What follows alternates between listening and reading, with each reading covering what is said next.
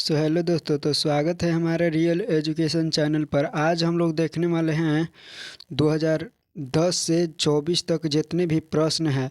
2024 से 2010 से 24 तक जितने भी प्रश्न क्वेश्चन आंसर है उसके सॉल्यूशन को देखने वाले हैं। और वह कौन सा सब्जेक्ट के, तो संस्कृत है। वो संस्कृत वाले जो बिहार बोर्ड के 100 मार्क से पूछा जाता है। तो पाटलिपुत्र वैभवम जो कि दूसरा चैप्टर है पाटलिपुत्र वैभवम, तो उससे हम लोग देखने वाले हैं जितने भी सब्जेक्ट है। और ये सारे चीज़ भी आई सब्जेक्ट है। आप लोग इस क्लास को अगर पूरा देख लेते हैं तो चाहे मानसिक परीक्षा हो या नौमाही हो या फिर मेन बोर्ड हो, उसमें से आने वाला एक भी प्रश्न नहीं छूटेगा। और सारा ये जो है सब्जेक्टिव प्रश्न का क्वेश्चन है। तो चलिए अब हम लोग चलते हैं अपने आंसर की ओर, अब अपने प्रश्न की ओर। तो हम लोग स्टार्ट करते हैं। तो देखिए हम लोग आज की इस वीडियो में सबसे पहला जो है, अगर आप लोग हमारे चैनल पर नए हैं तो चैनल को सब्सक्राइब करके बेल आइकन को ऑल कर ले। और देखिए ये जो है 2010 से 24 के जितने भी ऑल प्रश्न है यानी एंड क्वेश्चन बैंक जो है, और ये जो तैयारी करवाया जा रहा है ये 2025 की तैयारी करवाया जा रहा है। अगर इतना आप लोग याद कर लेते हैं तो परीक्षा से में माने इससे बाहर नहीं आएगा।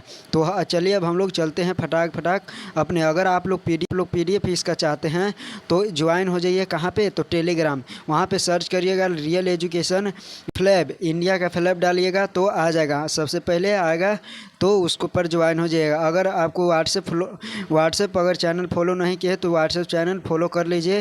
अगर हमारे कंटेंट करना चाहते हैं, किसी भी प्रकार से दिक्कत होता है आपको, तो इस नंबर पर आप फ़ोन कर सकते हैं। चलिए अब हम लोग चलते हैं पहला प्रश्न की ओर। और पहला प्रश्न देखते हैं। पहला प्रश्न क्या कहता है कि पाटलिपुत्र वैभवम पाठ का वर्णन 4 से 5 वाक्यों में करें। तो 4 से 5 वाक्यों में करना है पाटलिपुत्र वैभवम का। बहुत बार पूछा गया है ये प्रश्न और आगे भी पूछा जाएगा, ठीक है। आप लोग क्वेश्चन बैग उठा के देखिएगा और मारिएगा, सेट मारिएगा, तब पता चलेगा आपको कि क्वेश्चन को कितना बार पूछा गया है उसके। चलिए अब हम लोग चलते हैं अपने प्रश्न की ओर और प्रश्न की उत्तर देते हैं। चलिए अब हम लोग चलते हैं। बिहार की राजधानी पटना का पुराना नाम पाटलिपुत्र था। ये बिहार ही की जो राजधानी है पाटलिपुत्र, क्या पाटलिपुत्र यानी पटना, जो कि प्राचीन काल में इसका नाम था क्या, पाटलिपुत्र था। ये पवित्र गंगा नदी के दक्षिण तट पर स्थित है। वैसे इस शहर को है तो बिग बुक में आपको दिया है 2500 वर्ष पुराना इसका इतिहास है। आगे हम लोग चलते हैं, आगे पढ़ते हैं कि वर्ष पूर्व पाटलिपुत्र के नाम से जाना जाता था। यानी 200 वर्ष पूर्व जो है पाटलिपुत्र के नाम से ये जो है पटना आज वर्तमान समय में स्थित है, उसको नाम से पटना पाटलिपुत्र नाम से जाना जाता था। इसी नाम से पटना में एक रेलवे स्टेशन भी है। और इसी पाटलिपुत्रा रेलवे स्टेशन या जंक्शन है, वो एक स्टेशन खुल गया है। वो पाटलिपुत्र अर्थात पाटलिपुत्र प्राचीन समय से भारत का एक प्रमुख नगर में गिने जाते हैं। तो ये था आपको 4 से 5 वाक्यों में। तो आपको आई होप आपको जो है बिल्कुल समझ में आ गया होगा, बिल्कुल आपको दिक्कत नहीं हुआ होगा। तो चलिए अब हम लोग चलते हैं अगला प्रश्न की ओर। आप लोग इतना याद कर लेते हैं तो आपको ये किसी भी प्रकार से आपको जो है एक दिक्कत नहीं होने वाला है। तो आप लोग जल्दी से जल्दी जो है क्लास को शेयर कर दीजिएगा और अधिक से अधिक सब्सक्राइब करवाइए, ताकि आपको जो है पढ़ने में भी मज़ा आए और लाइव क्लास में भी ज़्यादा उत्तर मिले। तो देखिए प्राचीन के समय में पाटलिपुत्र मगध महाजनपद की राजधानी थी। जो है प्राचीन काल से ही पाटलिपुत्र कैसा नगर के रूप में प्रचलित है यानी प्रसिद्ध है। तो हम लोग लिखेंगे प्राचीन समय में पाटलिपुत्र मगध महाजनपद की राजधानी थी। काशी थी, महाजनपद की राजधानी थी। अजातशत्रु के उत्तराधिकारी उदयन, ठीक है, उदयन ने अपनी राजधानी राजगृह में पाटलिपुत्र स्थानांतरित किया। पहले जो था वो उदयन था। उदयन जो महाजनपद का जो मगध का अजातशत्रु के उत्तराधिकारी था, तो वो सबसे पहले राजगृह को क्या कर दिया, हटा दिया। और फिर उसके बाद पाटलिपुत्र, ठीक है, पाटलिपुत्र का क्या बना दिया, राजधानी बना दिया, यानी स्थानांतरित कर दिया। कालांतर में चंद्रगुप्त मौर्य के मगध के सम्राट का विस्तार किया। और उसके बाद जो है आगे पाटलिपुत्र को अपनी जो है अस्थाई राजधानी बनाई। फिर पाटलिपुत्र को क्या कर देता है, अस्थाई राजधानी बना देता है। तो ये था प्राचीन काल में से ही पाटलिपुत्र कैसा नगर के है, तो प्राचीन काल से यह बहुत ही विख्यात और प्रसिद्ध है। अगला तीसरा क्वेश्चन कहता है कि पाटलिपुत्र की विशेषता का वर्णन करें। ये बहुत बार क्वेश्चन पूछा गया है, आगे हम दिखाएंगे कि कितना बार पूछा गया है ये सारे क्वेश्चन। चलिए इसका क्वेश्चन के आंसर हम लोग जानेंगे कि पाटलिपुत्र की विशेषता का वर्णन करें। पाटलिपुत्र आधुनिक पटना का प्राचीन नाम है। जो है ये पाटलिपुत्र जो है वर्तमान में जिसको हम लोग क्या कहते हैं, पटना कहते हैं, वो पटना का नाम प्राचीन नाम क्या था, पाटलिपुत्र नाम था। तो पाटलिपुत्र नाम था। उसके बाद पाटलिपुत्र अपने प्राचीन इतिहास के कारण जाना जाता है। इसमें बहुत सारे यहाँ पे घटना घटी है, ऐसे बहुत सारे प्राचीन यहाँ पे इतिहासकार वस्तुएं रखा गया है जिसे यह बहुत ही प्रसिद्ध है। प्राचीन काल में 16 जनपद थे, महाजनपद थे, और जिसमें जो है मगध जनपद का सबसे शक्तिशाली था, जो कि मगध जनपद सबसे शक्तिशाली था, जिसकी राजधानी पाटलिपुत्र थी। देखिए 16 जनपद था, कितना था, महाजनपद 16 था, जिसमें सबसे अगर बरियार जनपद था तो वह मगध था, और उसी मगध जनपद की राजधानी पाटलिपुत्र था। आगे है सम्राट चंद्रगुप्त से ही लेकर चंद्रगुप्त जो है सम्राट चंद्रगुप्त से लेकर अशोक तक की एवं बाद में गुप्त काल में भी पाटलिपुत्र का अपार वैभव था। देखिए यहाँ पे बहुत सारे सम्राट स्थापित किया गया, चंद्रगुप्त मौर्य, अशोक, चंद्रगुप्त मौर्य, ये सारे चीज़ जो है ये पाटलिपुत्र को ये कि इतिहास जो है इसका इतिहास से जाना जाता है। आगे हम लोग चलेंगे और आगे देखिए यहाँ पे 16 महाजनपद का आपको नाम मिल जाएगा। 16 जनपद, जहाँ पे आपको मगध जनपद कहाँ पे नज़र आ रहा है, तो यहाँ पे बिहार में देखिए यहाँ पे जो है मगध जनपद का स्थापना था, जो कि 16 जनपद में से सबसे ताकतवर कौन था, तो यही मगध जनपद था। चलिए आगे हम लोग जानते हैं और आगे देखते हैं। आगे है कि बेहतरीन से बेहतर की तलाश कीजिए, मिल जाए समंदर। देखिए बेहतर से बेहतर की तलाश करो, मिल जाए नदी तो समंदर की तलाश करो, टूट जाते हैं शीशा पत्थर की चोट से, टूट जाए पत्थर ऐसा शीशा की तलाश करो। तो आपको बेहतर से बेहतर की तलाश करना है। चलिए जो चीज़ का हम लोग इंतज़ार कर रहे थे वो चीज़ आ गया। देखिए आपको सामने, देखिए ये सारे प्रश्न जो है 4 बार 5 बार मैंने पूछा गया है, तो इसलिए हम एगो लिख के और दिखा दिया आपको। देखिए ये जो है पूछा गया है 18 में, 22 में, 20 में, और से आगे भी पूछा गया है ये प्रश्न। और क्या है, पटना के प्रमुख दर्शनीय स्थल कौन कौन से होते हैं, कौन कौन से हैं, तो पाटलिपुत्र के तो दर्शनीय स्थल निम्नलिखित है, बहुत है, ठीक है। अगर आप लोग 1 हफ्ता तक अगर आप लोग घूमते रहिएगा फिर भी जो है पाटलिपुत्र में बढ़िया से आप लोग नहीं घूम पाइएगा दर्शनीय स्थल को। तो चलिए हम लोग देखते हैं। वहाँ पे सबसे पहले पटना सिटी में हर मंदिर, पादरी की हवेली, शेर शाह की मस्जिद, जामा म्यूजिशियन, अंकुआ, पटन देवी, मध्य भाग में कुम्हारा परिषद, पत्थर की मस्जिद, गोलघर, पटना संग्रहालय, पश्चिमी भाग में जय उद्यान और सदाकट आश्रम आदि यहाँ के प्रमुख दर्शनीय है। वहाँ पे गुरुद्वार भी है, क्या है, गुरुद्वार भी है, याद रखिएगा। वहाँ पे जो है एक महान पुरुष का जन्म होता है, कि कौन को जन्म होता है, तो गुरु गोविंद सिंह के, जो कि सिखों के 10वें गुरु हैं, के हैं सिखों के 10वें गुरु हैं। कहेगा सिखों के 10वें गुरु कौन है, तो वो गुरु गोविंद सिंह थे, जो कि उनका जन्म स्थल पाटलिपुत्र में है। गुरुद्वार है, जय उद्यान है और चिड़ियाघर है, ये सारे चीज़ है, म्यूजिशियन है, जय उद्यान है, ये सारे चीज़ वहाँ पे पाटलिपुत्र में घूमने योग्य है। आगे हम लोग चलते हैं और 5वां प्रश्न की ओर चलते हैं। देखिए अगर आपको जो है इसमें से अगर नहीं आता है ना, तो आपको हम ये गारंटी देते हैं कि जो है ये वीडियो को हम डिलीट कर देंगे। इसमें से जब आना ही आना है, इसलिए आपको इसको रट जाना है, आपको समझ जाना है। यानी जो है पाटलिपुत्र वैभव में कि इतना से ज़्यादा आपको याद नहीं करने पड़ेगा, बिल्कुल आपको इतने ही याद कीजिए, आपको एकरा से ज़्यादा आपको नहीं पूछा जाएगा। तो चलिए अब हम लोग चलते हैं राजशेखर में पटना का उल्लेख किस रूप में किए हैं, तो किस रूप में किए हैं। तो देखिए पाटलिपुत्र जो राजशेखर है ये अपने किताब में भी लिखे हैं, ठीक है। कौन सा किताब लिखे हैं, तो काव्य मीमांसा लिखे हैं, काव्य मीमांसा लिखे हैं अपने किताब जो है वो बुक जो लिखे हैं काव्य मीमांसा लिखे हैं, जो कि राजशेखर ही लिखे हैं। के लिखे हैं, तो राजशेखर लिखे हैं अपने काव्य मीमांसा में। पाटलिपुत्र का एक बहुत ही विख्यात वर्णन किए हैं।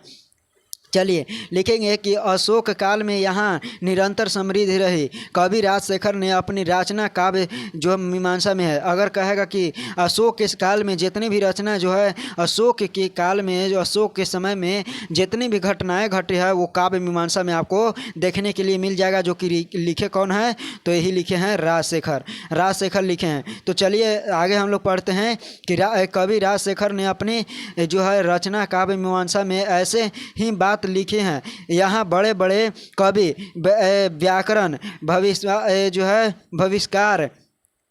भविष्यकार मतलब कि भविष्य में आने वाले जो है परिचित हुए हैं।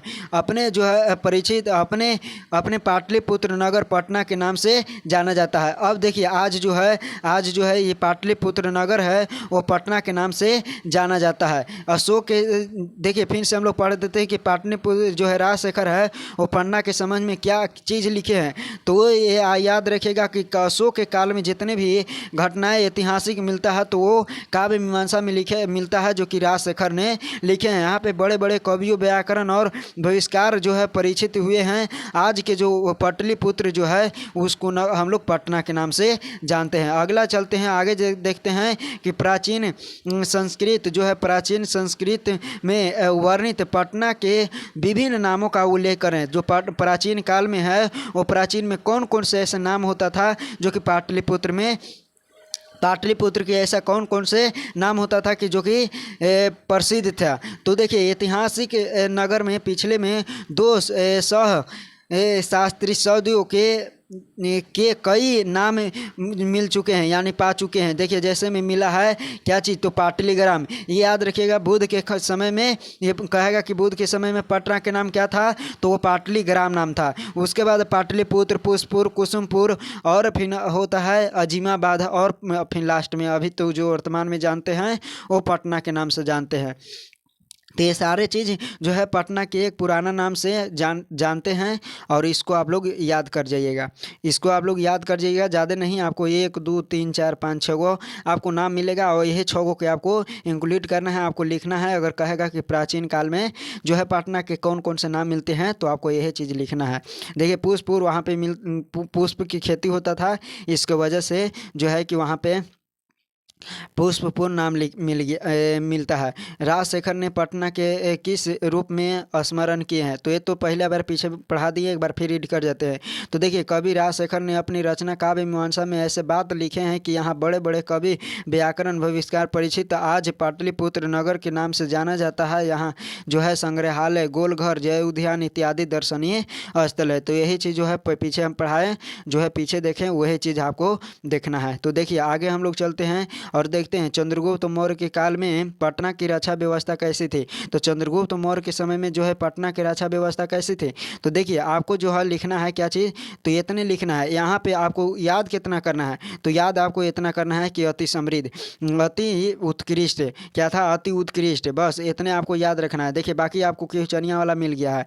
यहाँ पे क्या है कि चंद्रगुप्त मौर्य के काल में पटना की रक्षा व्यवस्था कैसी थी, तो यहाँ तक आपको लिख देना है कि चंद्रगुप्त मौर्य के काल में पाटलिपुत्र की रक्षा व्यवस्था अति उत्कृष्ट थी। तो देखिए आपको क्वेश्चनिया में से आपको इंक्लूड कर देना है, बस आपको 2 नंबर जो है आपको किसी भी प्रकार से नहीं रोका जाएगा, आपको 2 नंबर आपको मिल जाएगा। चलिए आगे हम लोग चलते हैं कि यहाँ पे आगे हम लोग चलते हैं और 9वां प्रश्न देखते हैं कि पाटलिपुत्र वैभव का प्रकाश डाले। ठीक है, आपको प्रकाश डालना यानी टॉर्च नहीं दिखाना है, उसको वर्णन करना है। ये नहीं कि टॉर्च नहीं लेके आए और भुला गए टॉर्च में लेके आवेला, तो इसलिए आपको जो है पाटलिपुत्र पर प्रकाश डालना है, यानी इसका मतलब कि वर्णन करना है। क्या करना है? पाटलिपुत्र के वैभव का क्या करना है? वर्णन कर रहा है। चलिए अब हम चलते हैं, इसको पढ़ते हैं। तो पाटलिपुत्र जो है, पाटलिपुत्र प्राचीन काल से ही जो है अपनी वैभव परंपरा के रूप में विख्यात रहा है। विदेशी लोग जो है आकर अपने स्मरणों में यहाँ की अनेक उत्कृष्ट संपदाओं का वर्णन किया है। मेगास्थनीज ने लिखा है कि चंद्रगुप्त मौर्य काल में यहाँ की शोभा और रक्षा व्यवस्था अति उत्कृष्ट थी। अशोक काल में यहाँ निरंतर समृद्ध रही। देखिए यहाँ पे जो है पटना के हम लोग थोड़ा सा वर्णन करना है, यानी प्रकाश डालना है। इतना ये प्रकाश जो है 5 नंबर में पूछ सकता है, तो आप लोग जो ध्यान से आप लोग याद कर जाइएगा, इसको याद कर जाना है। और वहाँ पे लिखना है क्या चीज़ कि पाटलिपुत्र जो है प्राचीन काल में इसका वैभव जो है वो बहुत पुराना था। यहाँ पे अनेक विदेशी यात्री आए हैं, बताएंगे आगे क्वेश्चन है। अनेक विदेशी यात्री आए हैं जो कि अपने अपने स्मरण किए। उसमें मेगास्थनीज भी थे जो कि एगो इनका पुस्तक लिखे हैं। वो इनका पुस्तक में चंद्रगुप्त कौल के कार जो है चंद्रगुप्त मौर्य के काल में लिखे हैं। फिर उसके बाद यह इसके रक्षा व्यवस्था के बारे में समझाए हैं, यहाँ के स्थिति के बारे में समझाए हैं। तो यही चीज़ जो है लिखना है आपको। आगे हम लोग देखिए, आगे जो है कह रहे थे जो है वो आ ही गया। देखिए पाटलिपुत्र के संबंध में भगवान बुद्ध ने क्या कहे थे? तो क्या कहे थे कि यह जो पटना है ये आगे चलकर बहुत बड़ा जो बनेगा शहर, जो कि है अभी, ये उनका भविष्यवाणी जो है वो अभी तक जो है देखने के लिए मिलता है। कहते हैं क्या चीज़, ये आगे चलकर बहुत बड़ा नगर बनेगा, लेकिन ये जो है फिर ये क्या हो जाएगा, यहाँ पे अगलगी झगड़ा कलह भय आदि से यह हमेशा जो है ग्रसित रहेगा। क्या रहेगा? जो है ग्रसित रहेगा, यानी पीड़ित रहेगा। तो यही आपको पटना जो है भगवान बुद्ध ने जो है भविष्यवाणी किए थे। पाटलिपुत्र के संबंध में भगवान बुद्ध ने क्या कहे थे? तो क्या कहे थे कि भगवान बुद्ध ने पाटलिपुत्र के संबंध में कहा था कि यह झगड़ा अगलगी और बाढ़ से भय में सदा पीड़ित रहेगा। यही कहे थे भगवान बुद्ध ने। आगे कहते हैं कि कौन कौन से विदेशी यात्री पटना आए थे, जो कि हम लोग बताएं। तो मेगास्थनीज, फहियान, ह्वेनसांग, यतिसांग आदि विदेशी यात्रा के रूप में भारत में आए थे, जो कि भारत में आकर और यही पटना में स्थायी रहे थे। इस सभी देखिए इन सभी विदेशी यात्री में अपने अपने स्मरण ग्रंथों में प्राचीन के पाटलिपुत्र के महत्व का वर्णन किए हैं। ये सारे जितने भी जो प्राचीन आए, जितने भी विदेशी यात्री आए, जैसे मेगास्थनीज, इंडिका में, फयान अपने पुस्तक में, ये तिसांग, ये सारे चीज़ जो आए, ये सारे विदेशी यात्री आए हैं, वो अपने अपने पुस्तक में कि पटना के बारे में वर्णन किए। क्या किए? स्मरण किए, पटना के बारे में लिखे कि पटना ये है, ऐसे है। यहाँ पे ये सारे चीज़ के बारे में लिखे, चंद्रगुप्त मौर्य के बारे में लिखे, अशोक सम्राट के बारे में लिखे, गुप्त वंश के बारे में लिखे, सारे चीज़ के बारे में लिखे अपने अपने पुस्तक में। तो ये सारे चीज़ आपको जो है याद कर जाना है। आपको किसी भी प्रकार से दिक्कत नहीं होगा, किसी भी प्रकार से आपको लिखने में दिक्कत नहीं होगा। देखिए हमारे जो है बढ़े और जीते हम लोगों के रियल एजुकेशन चैनल पर क्या होता है, हर संडे को क्विज कराया जाता है, जिसमें फर्स्ट सेकंड थर्ड को प्राइज दिया जाता है। आप भी लाइव में जो है जोड़ें और जुड़ने का प्रयास करें, जिसमें फर्स्ट सेकंड थर्ड को जो है इतना रुपया मिलता है। धन्यवाद आप सभी को धन्यवाद। जय हिंद।